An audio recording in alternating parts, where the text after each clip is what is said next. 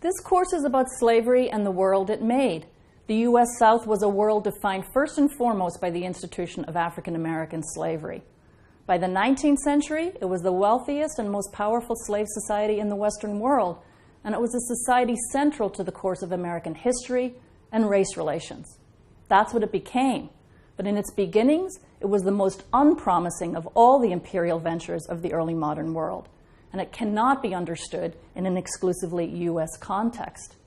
What became the American South emerged as part of a much larger historical process, and there was nothing inevitable about its outcome. It was part of the literal making of a new world that began in the 15th and 16th centuries, part of a new Atlantic world that brought continents into contact: Europe, Africa, and eventually the Americas.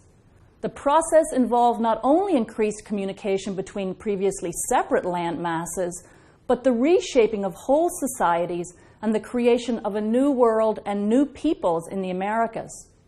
That new Atlantic world would come to depend chiefly on the labor and goods produced by slaves. It was quite literally a world made by slavery and the transatlantic slave trade.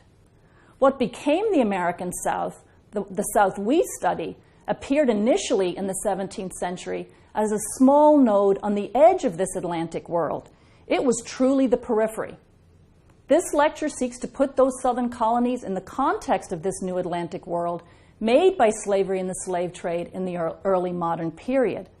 In the lecture, we will focus on the long history of European exploration, settlement, conquest, and trade on the African coast and across the Atlantic in the Americas.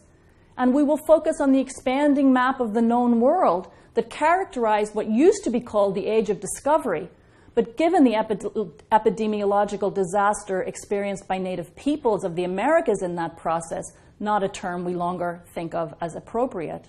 So most broadly then, this lecture focuses on the Atlantic world in the 2 centuries before the beginnings of British settlement of mainland North America.